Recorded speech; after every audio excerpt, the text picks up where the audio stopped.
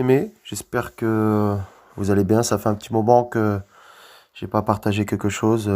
Voilà. J'ai un peu moins de temps aujourd'hui, on va dire. J'ai un petit peu plus de responsabilité. Donc, j'espère que vous allez bien. J'espère que vous vous portez bien. En fait, j'avais quelque chose à cœur encore aujourd'hui à partager. En fait, j'ai pu remarquer que aujourd'hui, nous sommes dans un temps difficile, bien entendu, un temps de confinement, un temps de confusion. Nous voyons les informations, les gens s'affoler. Moi, par exemple, je vais dans le métro et je vois les gens qui sont tristes, je vois les gens ils sont pas bien, je vois les gens ils sont stressés, ils regardent partout autour d'eux comme s'il allait avoir un attentat. Et, euh, et sûrement aussi parce qu'ils ne savent pas où ils vont. Beaucoup d'hommes aujourd'hui, d'hommes, de femmes, redoutent la mort, redoutent où ils vont aller après la mort et ont peur de la mort. Mais nous qui sommes chrétiens, nous ne devons pas avoir peur de la mort. Parce que le Seigneur nous a fait une promesse. Il nous a fait une promesse et que nous serons là où lui, il est. Et malheureusement, aujourd'hui, je peux remarquer que beaucoup de chrétiens marchent comme si en fait ils n'avaient pas d'espoir. Ils manquent d'assurance, ils ont peur, ils sont troublés par tout ce qui se passe, les informations, par les attentats, par les guerres, ils ont peur de sortir de chez eux, même avec une attestation. C'est-à-dire que les chrétiens commencent à avoir peur de ce monde. Or, un chrétien est censé avoir l'assurance. Un chrétien est censé, comment, ne pas être troublé dans ces temps. Nous sommes peut-être les seuls à sourire dans ces temps.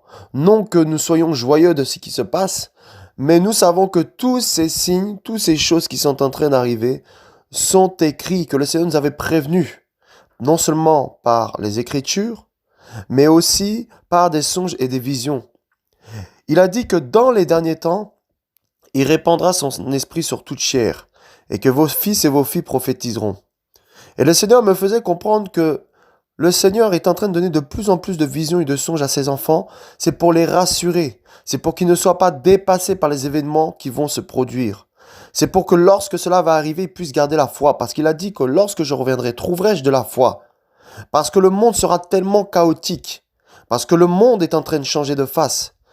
Que beaucoup d'hommes et de femmes vont être troublés. Beaucoup d'hommes et de femmes vont lâcher la foi. Beaucoup d'hommes et de foi vont fuir. Un petit peu comme Pierre, quand il a vu le Seigneur se faire persécuter, il a fui. Et beaucoup de chrétiens se retrouveront à à avoir honte du Seigneur. Beaucoup de chrétiens, à cause de la persécution et des nouvelles lois qui vont sortir, ne voudront plus parler du Seigneur, auront peur de l'homme. Or, la Bible dit de ne pas avoir peur de celui qui peut tuer le corps, hein, et l'âme, hein, mais d'avoir peur de celui qui peut jeter ton corps dans la géhenne. Notre Seigneur. Ne pas avoir peur de la mort physique, mais avoir peur d'aller en enfer, d'avoir peur de celui qui a le pouvoir de nous juger, juger où notre âme va aller. Je dirais avoir la crainte de son nom. Un chrétien sait que s'il meurt, il sait que la mort pour lui est un gain. Alléluia. Nous allons prendre un passage. Il dit, dans Jean 14, à partir du verset 27, je vous laisse la paix, je vous donne ma paix. Je ne vous donne pas comme le monde donne, que votre cœur ne se trouble pas et ne s'alarme pas. Vous avez entendu que je vous ai dit, je m'en vais, je viens vers vous. Si vous m'aimiez, vous serez certes joyeux de ce que j'ai dit, je m'en vais au Père parce que mon Père est plus grand que moi. Et maintenant je vous l'ai dit, avant que cela soit arrivé, afin que quand il sera arrivé, vous croyiez. Je ne parlerai plus beaucoup avec vous, car le chef de ce monde vient et il n'a rien en moi. Mais afin que le monde sache que j'aime le Père et que je fais ce que le Père m'a commandé, levez-vous, partons d'ici. Ici, il dit, je vous donne la paix, pas comme le monde la donne. Je tiens à vous dire que si dans ces temps-ci, vous cherchez à être réconforté par rapport à la chair, à avoir la paix de la chair, vous ne l'aurez pas. Je tiens à vous dire que si vous cherchez à avoir la paix par rapport au monde, vous ne l'aurez pas.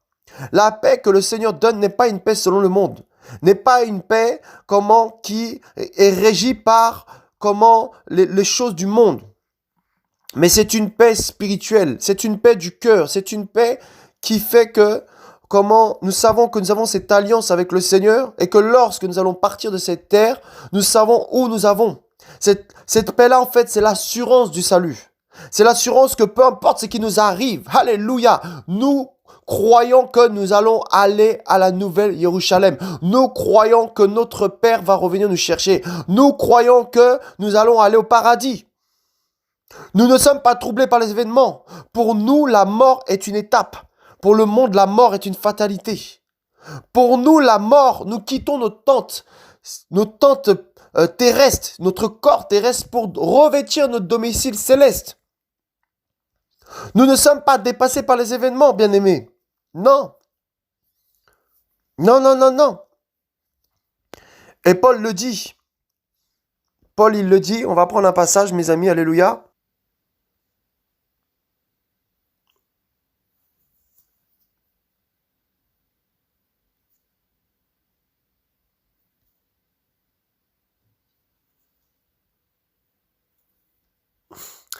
Philippiens 1, 19. Car je sais que cela tournera à mon salut, par le moyen de votre supplication et de l'assistance de l'esprit de Yoshua Mashiach, selon le ferme espoir et attente dans l'anxiété et mon espérance que je n'aurai honte de rien. Mais avec une entière assurance, maintenant comme toujours, Mashiach sera glorifié dans mon corps, soit par le moyen de la vie, soit par le moyen de la mort. Car pour moi, vivre, c'est le Mashiach, et mourir est un avantage. Mais si vivre dans cette chair m'est un fruit pour l'œuvre, je ne sais même pas lequel je choisirai, car je suis pressé. Des deux côtés, j'ai le désir de quitter cette vie et d'être avec le Mashiach, c'est beaucoup plus avantageux.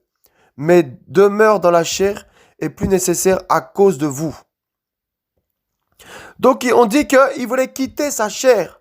Il voulait quitter sa tente. Et il disait que le Seigneur soit glorifié par sa vie ou par sa mort, le Seigneur serait glorifié. Aujourd'hui, dites-moi, si demain vous devez mourir pour le Seigneur, posez-vous la question. Parce que c'est ce qui va se produire. Est-ce que vous êtes capable de mourir pour le Seigneur? Je dis pas qu'il faut se faire sauter comme les djihad, tout ça. Je ne dis pas ça. Je dis simplement, si on vous torture pour votre foi, si on vous dit de renier votre foi, on vous torture, on vous dit renier votre foi, est-ce que vous allez continuer à être torturé ou est-ce que vous allez dire d'arrêter qu'on vous torture et renier votre Seigneur? Jusqu'à où vous êtes prêt à aller pour votre foi? C'est la question que j'aimerais nous poser. Paul était capable de souffrir le martyre pour sa foi. Il était capable d'être torturé pour sa foi, de prendre des coups de fouet, 40 coups moins 1 pour sa foi. Aujourd'hui, moins petit bobo, les chrétiens ont peur. Moindre insulte, moindre menace, les chrétiens ont peur. Ils ont peur de prêcher la parole. Ils ont peur. Laissez-moi vous dire, si vous avez peur du monde, vous n'avez pas rencontré réellement Yoshua. Vous n'avez pas réellement rencontré Yoshua. Parce que lorsque vous savez que Yoshua, alléluia, est avec vous, vous savez que même dans votre mort, il est avec vous. Alléluia. Shalaba shakabayaka. Mes amis, il va se produire encore des choses. Il y a encore un frère qui a eu une vision, je vais la mettre à la fin de l'audio là, je vais la mettre à la fin de l'audio pour que vous puissiez écouter. Je ne sais pas ce qui va se produire à Paris, mais il y a encore des visions sur des missiles, des choses comme ça. Et encore, moi cette nuit, j'ai encore vu quelque chose. J'ai vu un attentat qui frappait un chantier, mes amis. Et les hommes disaient à la télé, on n'a pas l'habitude qui frappe, comment s'appellent les chantiers, on a plus l'habitude qui frappe les édifices. Et ils parlaient d'Al-Qaïda, ils parlaient de tout ça. Et j'ai commencé à voir, il y avait un tunnel comme ça, c'était à Paris, et il y avait des voitures comme ça, et un homme a fusillé comme ça toute la rocade comme ça. Il a fusillé, ça mitraillait comme ça toutes les voitures qui passaient. Et c'était terrible. C'était terrible. C'est comme s'il était sur la bande d'arrêt, là, d'urgence, là, tout ça, il fusillait les gens. Je vous dis, à la mitraillette de sa voiture. Terrible. Et j'ai vu ça, et après j'ai vu des hommes, ils étaient avec des tours d'ordinateur, ils cassaient les vitres des magasins comme ça, et ils essayaient de rentrer dans les magasins. Ils étaient tellement en colère, ils avaient une force surhumaine, c'était incroyable. Il y avait tellement de confusion, tellement de folie, les gens pétaient un câble. Mes amis, je ne sais pas ce qui va se produire, mais ça sent mauvais, en tout cas pour le monde. Pendant que le monde est troublé, à cause de tout ce qui se passe, à cause des attentats, à cause de toutes ces guerres, à cause de toutes ces provocations de guerre, ces épidémies, ce coronavirus, le monde est troublé. Le monde a peur. Le monde se dit, mais quelle jeunesse on va laisser? Comment notre jeunesse va vivre? Comment les enfants qui sont nés à cette époque vont vivre dans le futur? Qu'est-ce qu'on va laisser dans l'avenir? Ils sont inquiets. Mais nous ne sommes pas dépassés par les événements. Nous n'avons pas à être inquiets. Nous n'avons pas à être inquiets parce que nous savons que tout ça est le plan du Seigneur. Parce que nous savons que tout concourt au bien de ceux qui l'aiment. Alléluia. Et le Seigneur désire dans ces temps-là montrer son ecclésia. Il appelle son ecclésia. Il veut montrer la beauté de son ecclésia. Alléluia. Regardez si nous prenons, alléluia, Esther. Esther 1. On va parler en fait de la reine Vashti qui représente en fait l'ecclésia, mais qui en fait n'a pas répondu à l'appel. Or, le 7e jour, comme le cœur du roi était réjoui par le vin, il ordonna à Meuban et Arbona, Bigda et Abagda, Zétar et Carcas, les 7 eunuques qui servaient devant le roi Cyrus, d'amener en sa présence la reine Vashti portant la couronne royale afin de montrer sa beauté au peuple et au prince, car elle était belle de figure. Mais la reine Vashti refusa de venir selon la parole du roi que les eunuques lui avaient transmise. Le roi en fut très fâché et sa colère s'enflamma au-dedans de lui. Alors, on connaît ce passage-là pour chacun d'entre nous. Et en fait, j'aimerais nous interpeller. Vous savez, aujourd'hui, les églises sont en train de fermer, les églises bâtiments. Et maintenant, c'est à cause de ça que le Seigneur maintenant veut montrer sa véritable église. Il veut montrer la beauté de son église. Il l'appelle. Il appelle ici, Cyrus appelle la reine Vashti à venir pour montrer sa beauté au peuple. Mais la reine Vashti était occupée à ce qu'elle aimait, était occupée à ses invités. C'est-à-dire, elle était plus dans sa propre volonté que dans la volonté d'Assyrus. Et à cause de ça, Assyrus va la disqualifier. Le Seigneur peut-être t'a appelé à montrer ta beauté, église. Ecclésia, à montrer ta beauté dans les rues, c'est à parler du Machia, à parler du Seigneur. Mais à cause de toutes ces réformes, à cause de tout ce qui se passe, à cause de ces persécutions, de ces attentats, tu ne sors plus pour aller évangéliser. Tu ne sors plus. Or, le Seigneur veut te montrer. Le Seigneur veut te montrer. Le Seigneur comptait sur cette reine, Vashti, pour montrer cette beauté. Parce qu'il était fier. Il était fier d'avoir une reine comme ça. Mais cette reine, en fait, ne savait pas que elle était dans cette position, c'était à cause du roi. Ça veut dire qu'elle suivait le roi par intérêt. Elle était là, assise tous les jours, profitant du mets du roi, mais elle n'avait aucune attention pour le roi. Voilà pourquoi je veux te dire que si tu es dans cette attitude-là, à vouloir tes propres désirs, la Bible dit que vous ne recevez pas parce que vous demandez mal, afin d'assouvir vos propres désirs. Combien sont ceux qui se lèvent aujourd'hui dans la prière pour dire sauve ma soeur, sauve mon frère, sauve les gens du coronavirus, sauve le Cameroun, sauve la Côte d'Ivoire, je ne sais pas, sauve le Congo, sauve. Où sont les intercesseurs? Où sont les frères et sœurs qui doivent intercéder pour dire Alléluia, Shabayaka Bashaka, que le maître revient? Où sont-ils? Non, c'est je veux une voiture, je veux une maison, je veux ça, je veux ci, je veux ça, le je veux là, il est beaucoup dans nos bouches. Oh, le Seigneur aimerait que nous puissions avoir une attention noble. Pas que nous posons à nos propres désirs, nos propres volontés.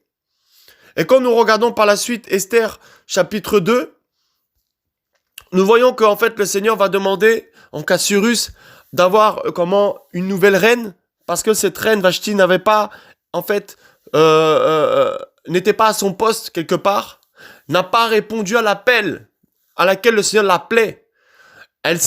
Elle a préféré rester avec ses invités. Elle a préféré rester dans son confort que venir auprès du roi.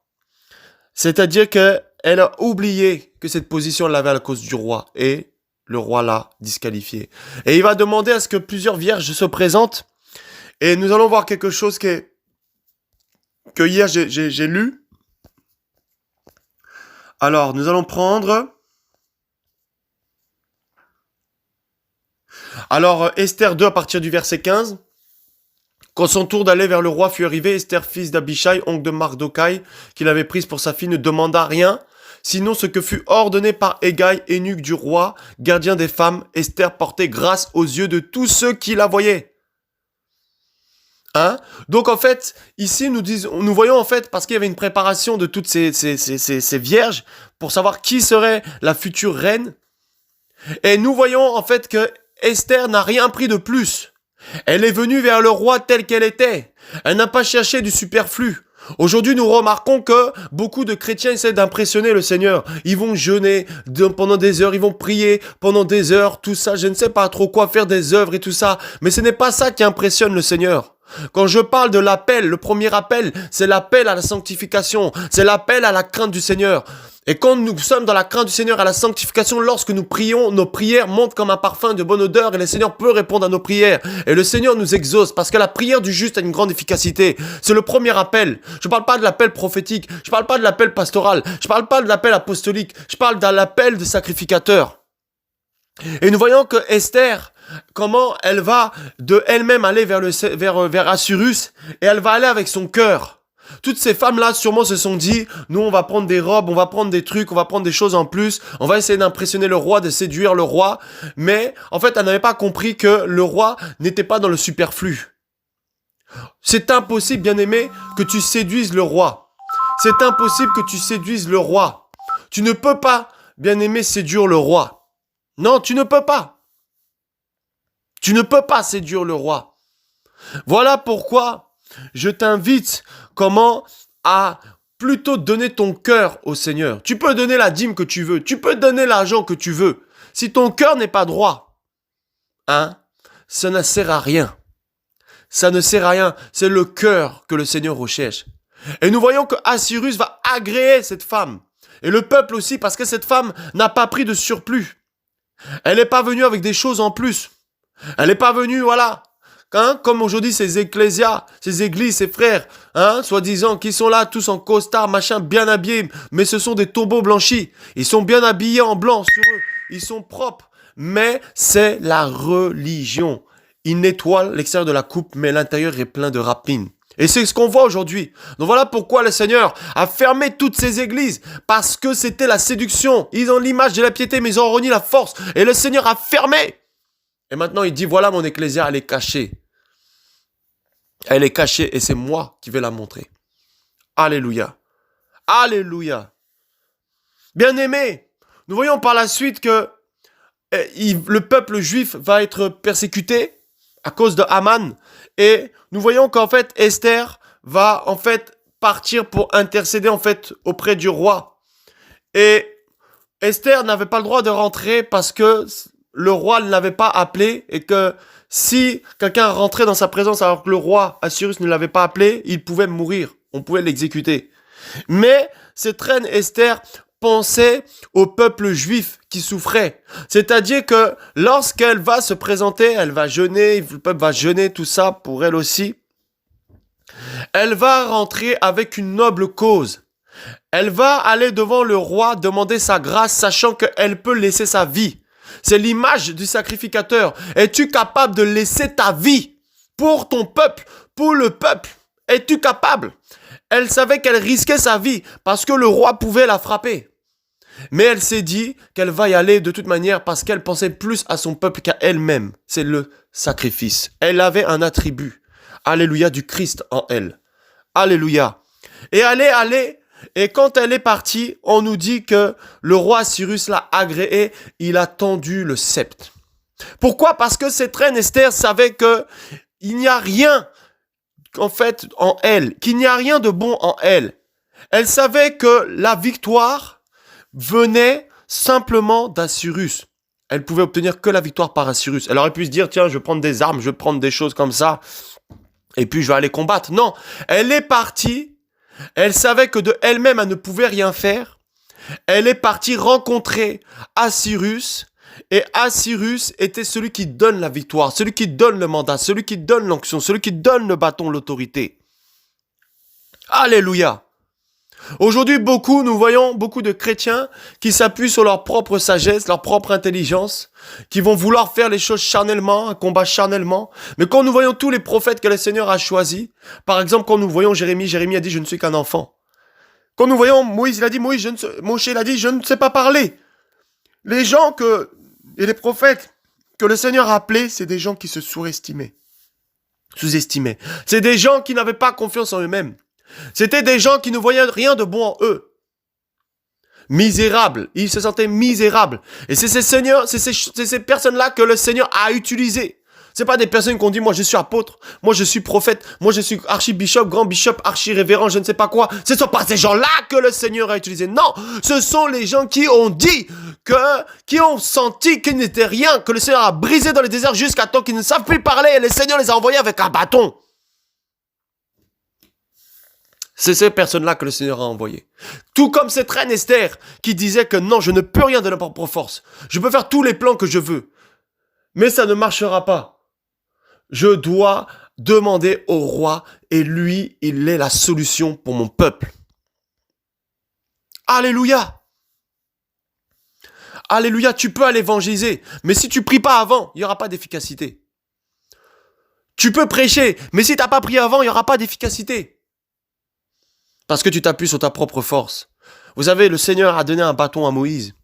Et quand il a donné ce bâton à Moïse, la force ne résidait pas dans le bâton, mais dans la foi que Moïse avait dans le Seigneur. Moïse aurait pu juste faire un mouvement de la main et ça rouvrir la mer, mais le Seigneur, par le bâton, voulait montrer à Moïse qu'il était palpable. Voulait lui montrer qu'il était palpable, qu'il était là. Parce que l'homme a tendance à s'accrocher aux choses physiques.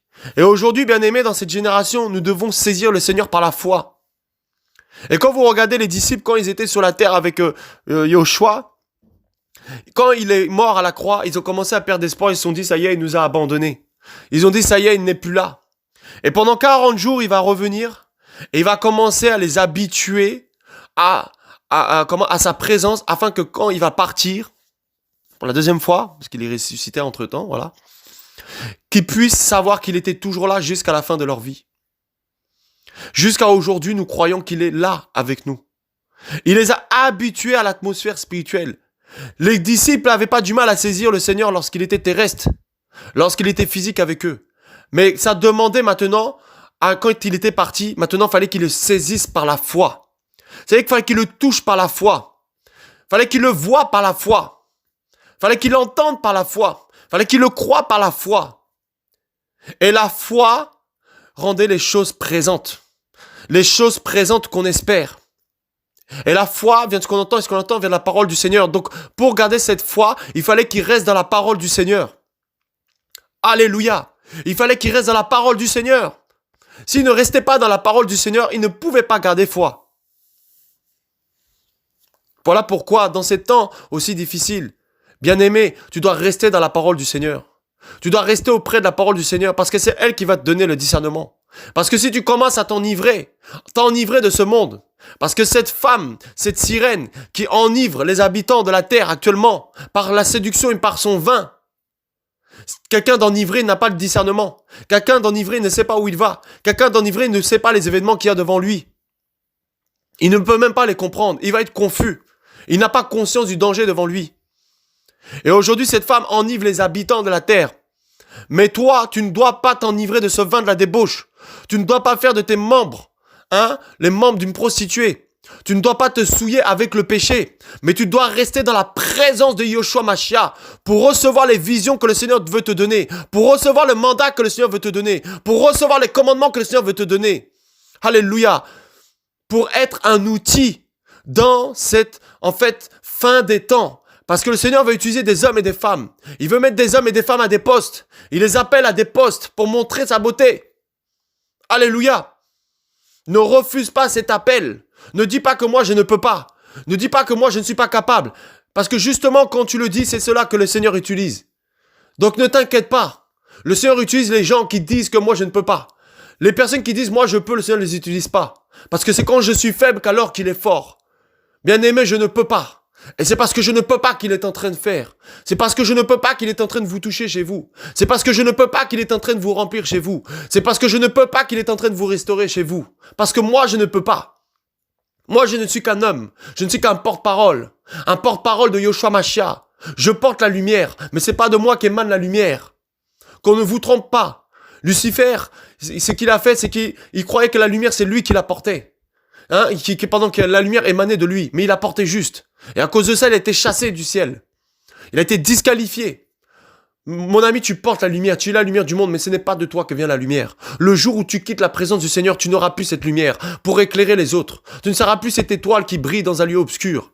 Tu ne seras plus, alléluia, cet homme et cette femme remplis du soleil de justice. Les gens ne pourront plus voir la lumière en toi. Voilà pourquoi, malgré l'oppression spirituelle, malgré les combats spirituels, malgré les lois qui sont votées, malgré toute cette pression, reste dans la présence du Seigneur. Rachète les temps. Éloigne-toi de la distraction. Vous savez, j'ai remarqué quelque chose. En fait, lorsque nous sommes pas bien, lorsque nous sommes affolés, on a tendance à crier vers le Seigneur. On crie vers le Seigneur. On est là, on prie comme jamais on a fait. C'est comme si même on allait déplacer les montagnes. Mais lorsqu'on commence à avoir la présence du Seigneur dans nos vies, on commence à se reposer. On se repose sur nos acquis. Et on commence à rentrer dans une espèce d'habitude avec le Seigneur. Et là, ce qui se passe, c'est qu'on commence à s'endormir. Et petit à petit, on commence à négliger des choses. On néglige. Et le péché, petit à petit, commence à rentrer. Et le sommeil spirituel commence à rentrer. Et on commence à mourir. Et Satan commence à prendre du terrain dans nos pensées. Et là, on meurt. Et là, comment on se dit, mais comment j'ai pu en arriver là? C'est parce que lorsqu'on commence à tout avoir par le Seigneur, on commence à s'endormir. Mais le Seigneur voudrait qu'on prie, qu'il fasse chaud, qu'il se fasse froid. Il voudrait qu'on soit là, qu'on ait des tribulations ou pas. Il voudrait qu'on prie. Il voudrait qu'on médite, qu'on soit bien ou pas. Il voudrait qu'on prie, qu'on médite. Ce n'est pas normal que le Seigneur est obligé de permettre à ce que des démons nous attaquent pour nous réveiller. Il faudrait qu'on soit réveillé chaque jour. Alléluia. Parce que le Seigneur cherche une ecclésia qui est debout. Une ecclésia qui doit intercéder. Une ecclésia qui doit intercéder pour les nations. Qui doit dire aux hommes, alléluia, levez-vous. Alléluia. Une ecclésia debout pour le Mashiach. Alléluia, tu es tous les jours, bien-aimé, avec ton téléphone, avec des discussions, avec les païens. Tu discutes à longueur de journée, machin, tout ça, machin, tu rigoles, tout. Tu es endormi. Sois à ton poste. Oh, alléluia. Qu'est-ce qui t'a endormi? Alléluia. Qu'est-ce qui a fait que tu n'as pas répondu à l'appel du Seigneur? Alléluia. Qu'est-ce qui fait que tu as peur aujourd'hui de témoigner du Seigneur? Parce que c'est sûr, si tu n'es pas en paix avec le Seigneur, tu ne peux pas témoigner de lui. Ce n'est pas possible. Tu ne peux pas témoigner d'un elle glorieux si tu n'as pas cette alliance avec lui. Alléluia. Alléluia. Oh, Yoshua Mashiach. Aujourd'hui, les chrétiens sont dans le monde. Et la Bible dit que celui qui a ami du monde est ennemi d'Élohim. Aujourd'hui, les chrétiens sont dans l'eau. Le Seigneur me donnait une vision. Donc, je priais hier. Je voyais, c'est comme des gens qui étaient sous l'eau avec des tubas. Ils respiraient grâce aux tubas. Et le Seigneur me dit, voilà, c'est l'église. C'est-à-dire, on est noyé sous l'eau, on est noyé sous le monde en ce moment. Mais le tuba, qui est le Saint-Esprit, nous permet de respirer, nous permet d'avoir la paix. Maintenant, si tu n'as pas le Saint-Esprit, maintenant, si tu n'as pas la paix avec le Seigneur, tu n'as pas ce tuba, tu ne vas pas respirer, tu vas te noyer. Tu vas te noyer. Arrête de raisonner avec ce que le Seigneur te demande de faire. Fais-le et puis c'est tout. Arrête de raisonner en disant oui mais peut-être, oh mais en fait, parce que souvent on a tendance à remettre les choses à demain. On remet les choses à demain. Alors que le Seigneur veut tout de suite, maintenant, parce qu'il a des choses à faire avec toi. Maintenant, lâche ce que tu dois lâcher. Lâche le péché que tu dois lâcher. Maintenant, pas demain. Parce que tu ne sais pas combien de temps il te reste pour accomplir la mission que le Seigneur t'a dit de faire. Souvent, on croit que le temps est éternel. Le Seigneur a prévu pour chaque homme un temps pour accomplir sa mission. Pour chaque homme. Et tu ne sais pas le temps qui te reste pour accomplir ta mission. Tu ne sais pas. Et si tu loupes ce temps dans lequel tu dois rentrer, eh ben tu rendras des comptes lorsque tu vas partir. Ta récompense sera moins grande et tu peux même aller en enfer. Parce que tout dépend de la charge que le Seigneur t'avait donnée. Parce que tu as des hommes, des femmes, alléluia, qui doivent être sauvés par ta vie. Ce n'est pas au monde de t'influencer. Ce n'est pas aux hommes de t'influencer. Mais c'est à toi, alléluia, d'influencer les hommes. C'est à toi, Ecclésia. Où es-tu, Ecclésia? Où es-tu?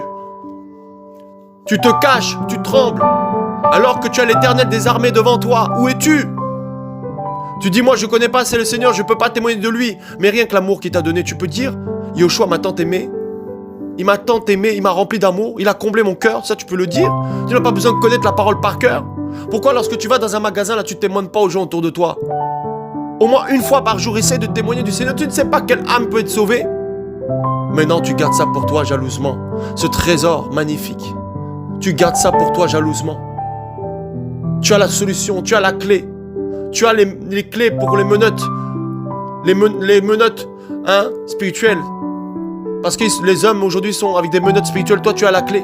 Et tu gardes cette clé jalousement en disant de toute manière, la foi, elle est personnelle.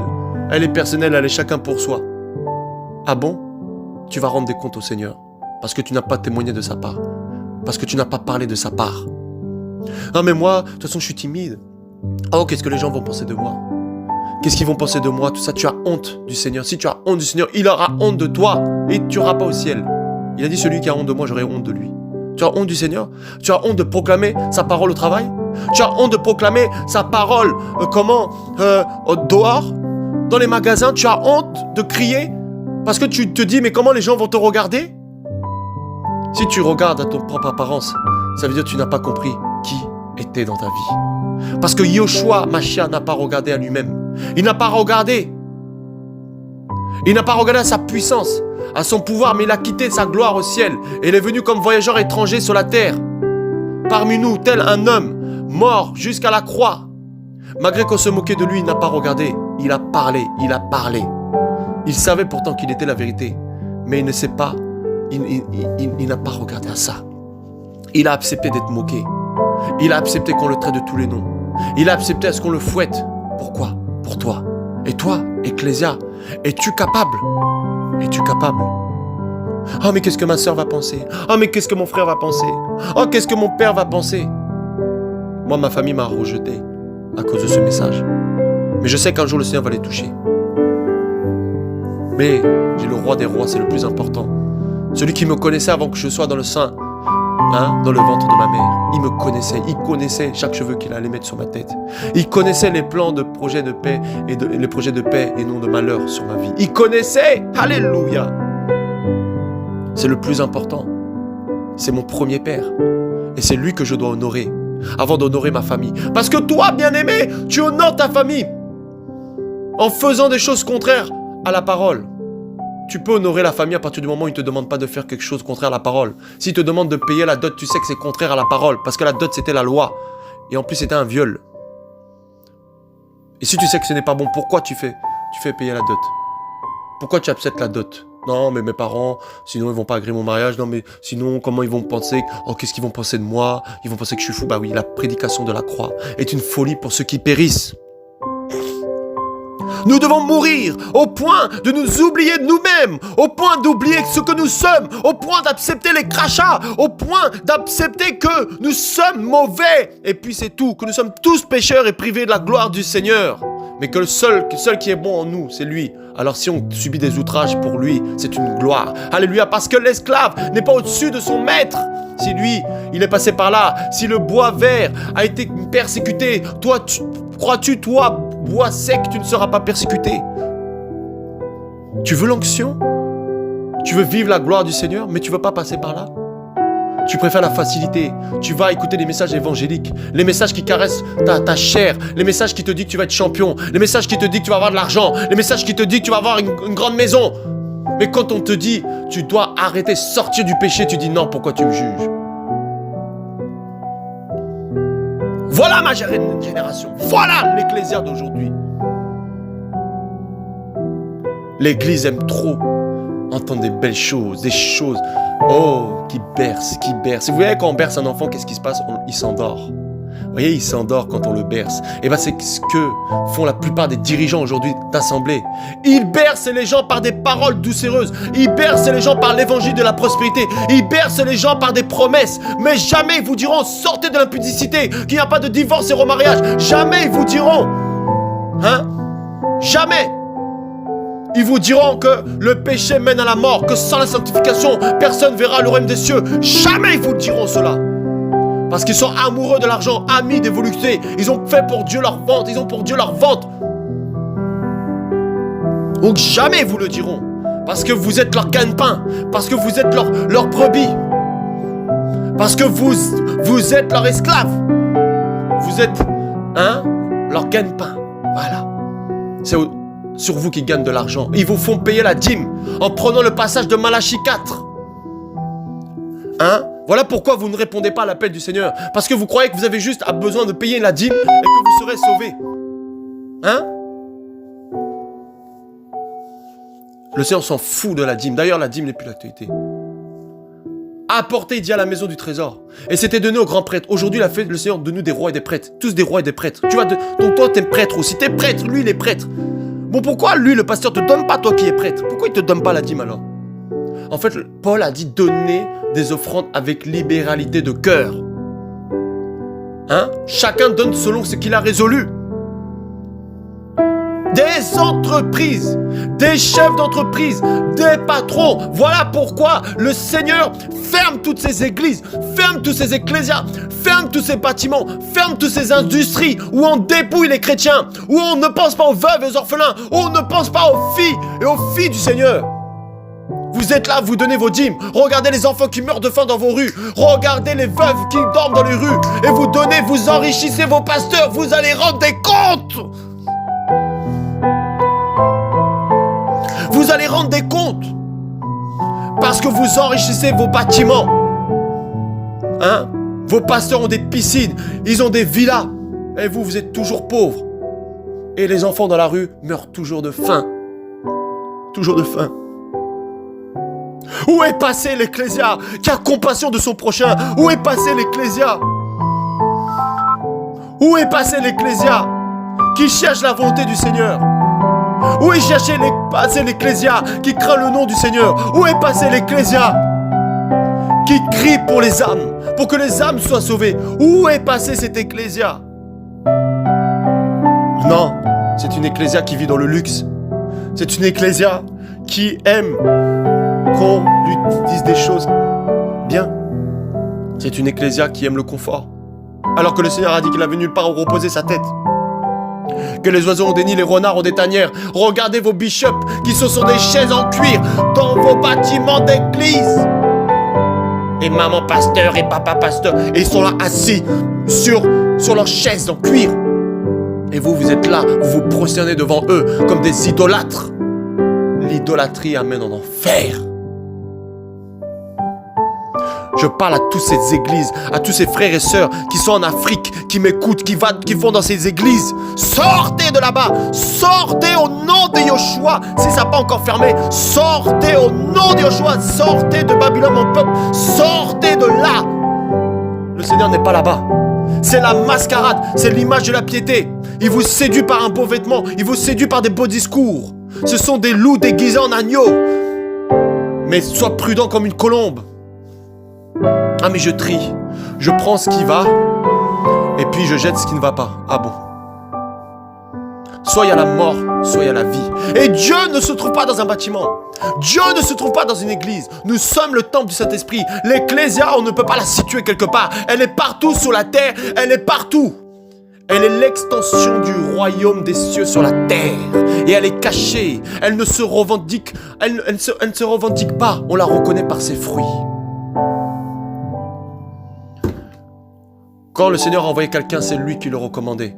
C'est lui qui a recommandé Moïse. C'est lui qui a recommandé Jérémie. C'est lui qui a recommandé Jean-Baptiste. C'est lui qui a recommandé. Aujourd'hui, on voit des hommes qui se recommandent. Ils vont dans une école théologique et ils disent, ça y est, j'ai eu un diplôme, je suis pasteur, je me recommande. Voilà, moi je suis pasteur, j'ai un diplôme, machin, tout ça, universitaire, pape de théologie. Rien, il n'y a rien de spirituel là-dedans. C'est la théologie, c'est le raisonnement humain. On vous amène dans des raisonnements humains. Ils ne vivent pas la parole. La vraie formation, c'est dans le désert. Quand tu souffres et que tu gardes la parole, le Seigneur te remplit. Alléluia. Voilà la vraie formation de l'Ecclésia. Je ne devais pas parler de ça là, mais ça me prend. Alléluia. Hein? Ils sont là avec leurs grands chapeaux, avec leurs grandes écharpes. Hein? Non. Les véritables enfants du Seigneur, ils souffrent. Ils sont dans un désert. Et c'est là où le Seigneur leur donne tous les enseignements. Ah non, mais tu connais peut-être la Bible par cœur. Peut-être ton pasteur connaît la Bible par cœur. Hein? Mais s'il n'y a pas la vie, ça ne sert à rien. C'est la mort. Alors qu'un nouveau converti qui aime vraiment le Seigneur, là, il connaît un verset. Ça va communiquer la vie. Une fois, j'étais avec un apôtre là au téléphone, là. Il commençait à me parler tout ça, je voyais, il me récitait la parole par cœur. Je sentais le Saint-Esprit qui était irrité. Je disais, mais il n'y a pas la vie ici, il n'y a pas la vie. Hein? Il n'y a pas la vie. Tu sentais la lourdeur, tu sentais le péché. Oh Seigneur, mon esprit était irrité. Hein? Il y a ceux qui étudient la parole, il y a ceux qui vivent la parole.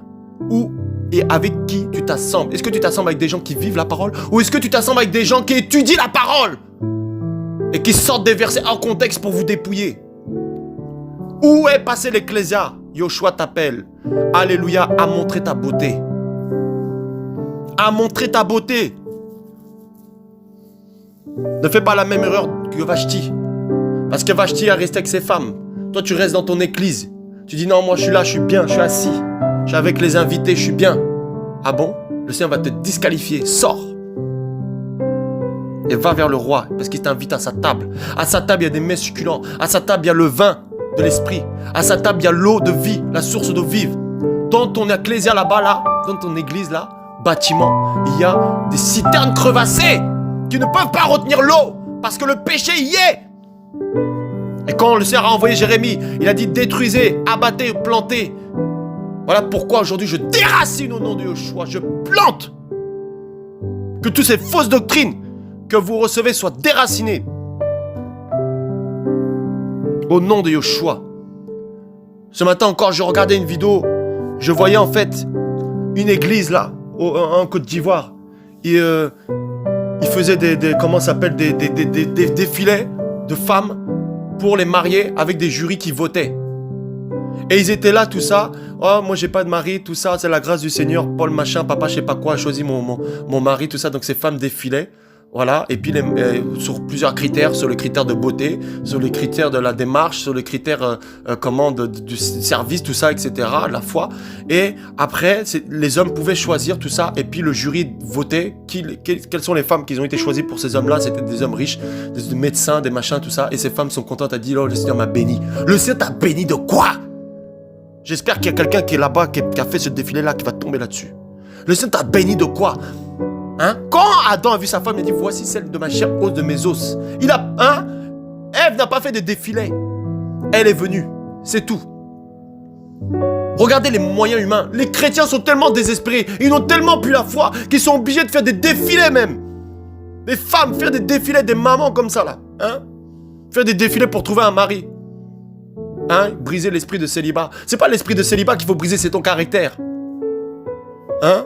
Change ton caractère. Que ton caractère change, ma soeur, et tu vas avoir un mari.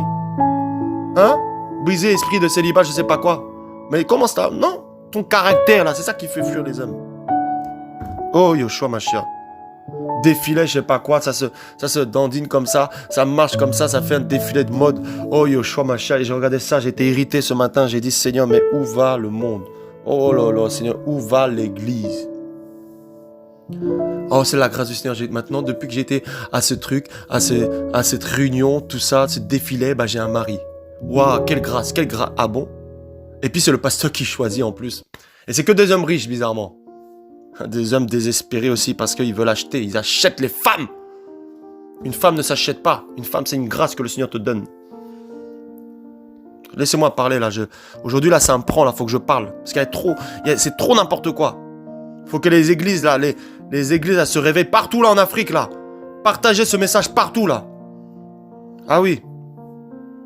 Faut que ça se réveille, là. Réveillez-vous. C'est la fin, c'est la fin. C'est la fin. Attentat sur attentat, guerre sur guerre, épidémie sur épidémie. Et c'est pas fini, on en a encore pour 2 ans. C'est la fin. On fait comme si là, il se passait rien, tout ça. Tu ne pourras plus retrouver une vie comme avant. C'est pas possible. Le monde a changé. Le monde a changé, bien-aimé. Le monde a changé. Réponds à l'appel du Seigneur. Il veut montrer ta beauté. Alléluia. Il est le potier qui veut te façonner. Et quand le potier a fini de façonner son vase, il le met dans une vitrine et il dit, regardez maintenant, comme ce vase qui était que de la terre, que vous avez rejeté. Regardez comme ce vase est beau. Avec un vase de terre, il fait des vases d'honneur, des vases d'or. Alléluia. Des vases d'or.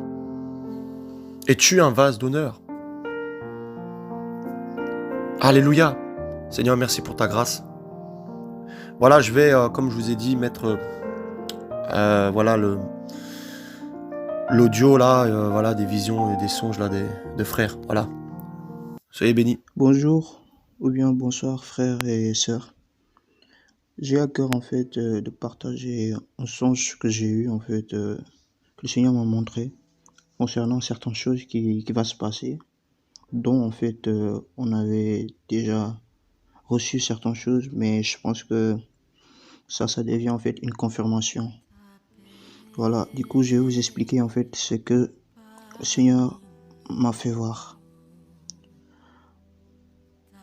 En fait, j'étais dans une place publique, et dans cette place publique, il y avait pas mal de monde. Il y avait du monde, il y avait beaucoup de personnes. Et à un moment, en fait, ils m'ont invité à louer, à adorer le Seigneur. Du coup, voilà. Je suis monté sur le podium, j'ai loué, j'ai adoré le Seigneur. Et d'un seul coup, ils ont commencé, en fait, à m'applaudir, voilà. Et je leur ai dit non, en fait. Faut applaudir le Seigneur, faut lui rendre la gloire. Voilà, et lorsque je levais les yeux en fait vers le ciel, à ma grande surprise, je vois quoi? Je vois une missile qui a été tirée. Et ça a été tiré vers une direction très très précise, vers une tour qui est toute blanche. Et du coup, la missile, en fait, prend sa direction et d'un seul coup, je vois quelque chose qui se détache du missile et c'était une bombe. Et lorsque je levais les yeux pour regarder ça, tout le monde aussi regardait en fait ce missile qui a été tiré. Je ne sais pas qui l'a tiré et d'où ça sort. Mais je voyais ça. Lorsque quelque chose s'est détaché, la bombe s'est détachée du missile. En fait, ce qui est arrivé, c'est que la tour a explosé. Et immédiatement, j'ai eu la réaction de prendre ma mère et de la mettre à côté. Parce que ma mère, en fait, était là avec moi. Et avait aussi ma soeur. Et ma mère, elle vit actuellement à Paris. Moi, actuellement, je ne suis pas à Paris, mais je sais que en fait, la chose va se passer à Paris. Il y aura quelque chose qui va se passer là-bas. Et ce qui s'est passé, c'est que j'ai mis à l'écart ma mère lorsqu'il y a eu l'explosion. Et lorsque, en fait, je revenais pour voir, en fait, si je vais parvenir à sauver d'autres personnes, c'est là que j'ai pris en compte, en fait, que c'était pas une petite explosion, mais une explosion qui a dévasté en fait tout ce qui était sur son chemin. Et le lieu public où on était quand même loin de la tour, était quand même loin, voilà, de la tour où il y a eu l'explosion. Et toutes ces personnes-là, en fait, je voyais aucune personne, mais je voyais que, en fait, de la fumée, mais de la fumée blanche, comme une bombe lacrymogène. Et lorsque j'ai vu ça, j'ai avancé pour voir les personnes, mais moi-même, à un moment, j'avais du mal à respirer, c'est-à-dire j'étais moi-même en danger. Et à un moment, je ne voyais plus rien. Et c'est à ce moment-là que je me suis retiré pour sauver ma vie. Et voilà en fait la fin de ce songe. Et je tiens à rappeler, en fait, ce songe fait écho aussi à la première songe que le Seigneur m'avait déjà montré, qui était aussi l'explosion d'un tour.